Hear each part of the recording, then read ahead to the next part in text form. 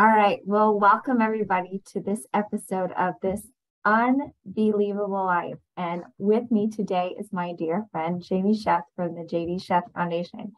So I am so excited that Jamie is my very first guest on the podcast. And I picked Jamie because she is just such an inspiration to me. And I wanted her to just basically tell her story and tell us about her and the amazing things that she's done and what she's doing. And I wanted her to tell us what we could be doing as a community and family and friends and what we could be doing to help her. So I'm basically just going to let Jamie take it away and just kind of fill us in. And again, I want to know about her and what has led her to this point, but also what we can be doing to be a part of her story and what we can be doing to impact not only our community, but she's making an impact around the globe. So Jamie, take it away. Well, first of all, thank you for having me. So I'm going to tell you a little bit about myself and then a little bit about the foundation and how we got started. So I'm originally from Chicago. I grew up there till I was about 12 years old, and then I moved to Evansville. I can consider Evansville my home.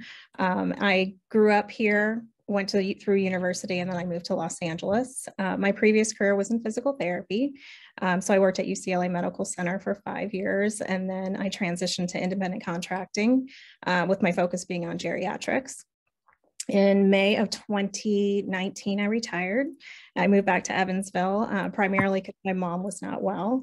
My foundation is incorporated in Indiana, so our domestic focus is Southwest Indiana. And I was able to take care of my mom for the last year and a half of her life. So it was a great move for me. And I really felt like Evansville is, at some point, I wanted to move back to Evansville. So it was kind of the perfect timing.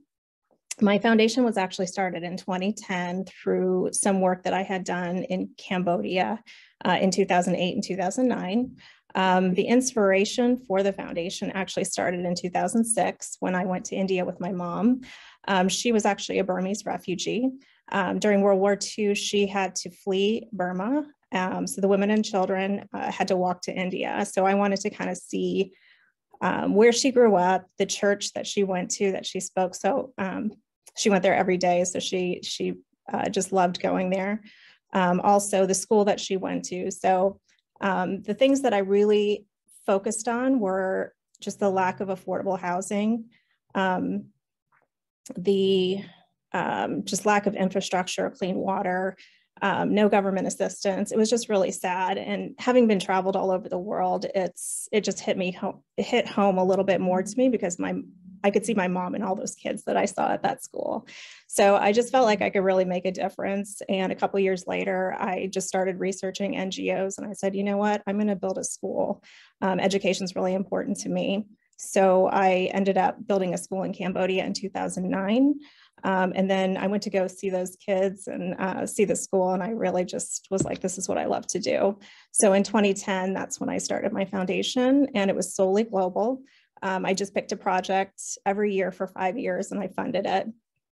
And then in 2015, I just felt like I could do more. So I incorporated in Indiana and I got my 501c3. We are project-based. So we've been doing projects since 2015 globally and then domestically here in Evansville. A little bit outside of Evansville, some in Southwest Indiana, but our main focus is Evansville. Our mission is education, health, and well-being and sustainability. We have 5 pillars. One's affordable and secure housing. Our second one is school construction and renovations.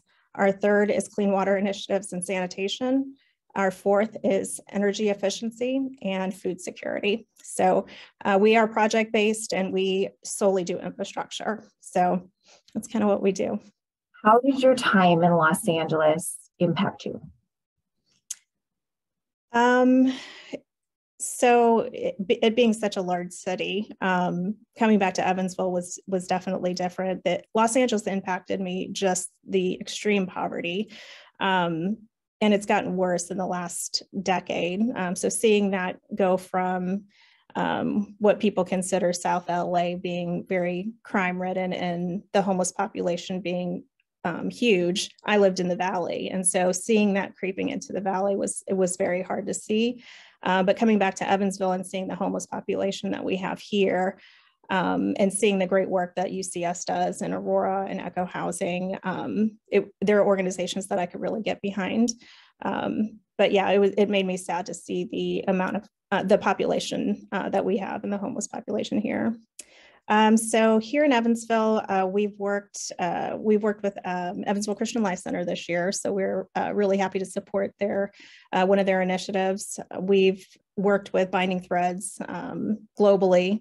We did a pig farm for them this year. We worked with IDE for a water hauling truck. African People's Education and Defense Fund, we did appliances for a quadplex for them. Our new initiative is our Home of the Brave. Project that we're doing it's a veteran housing project. We're building 3 homes for 3 honorably discharged veterans in the Evansville community. We broke ground last week, and the infrastructure should be done by January, February this year. So affordable housing was a big thing for us. We built 23 homes globally in 2 different countries, so we wanted to bring that back home. And school construction next year, we're not necessarily going to construct schools here, but we're going to renovate classrooms in the 3rd and the 4th wards. So that's kind of exciting. But yeah, we partner with other nonprofits to make greater change in the communities that we serve. So locally, we've worked with Tri-State Food Bank, United Caring Services, Echo Housing, the Gresham House and Lucas Place 2, United Methodist Youth Home, Mission of Grace. I mean, the list goes on. So we are a very collaborative organization. Okay. So if anyone wants to help your organization, what are we looking at in terms of the fundraisers that you do each year, or if someone wants to make a monetary donation just anytime during the year, how do they reach out? How do they get involved? What do they do? You can definitely reach out to us through our website. It's very informative and it's updated weekly. So if you have any questions, I encourage people to go to our website. You can email us. All of our information is on there. Ways to support us is, donation wise, that's how nonprofits run. That sustainability piece of donations coming through, we really appreciate that. Over 90% of your donations will be going towards funding projects.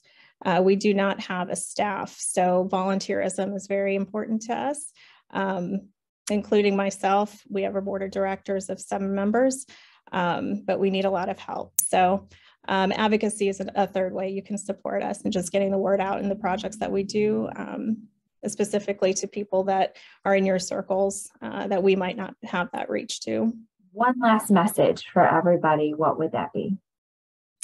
I really encourage people to figure out what their passion is and to go for it. Try to find the organizations that you love. If you love animals, find the organizations that support animals. Not everybody supports my foundation, and I'm totally fine with that.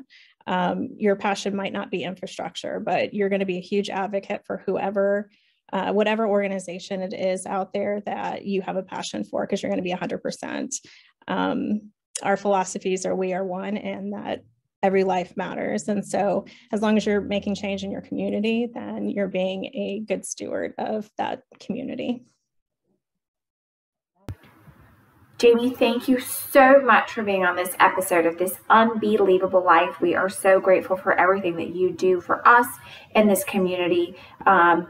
Thank you all for listening today. And if you have any questions or feedback, by all means, shoot us an email or a text. Thank you all for listening.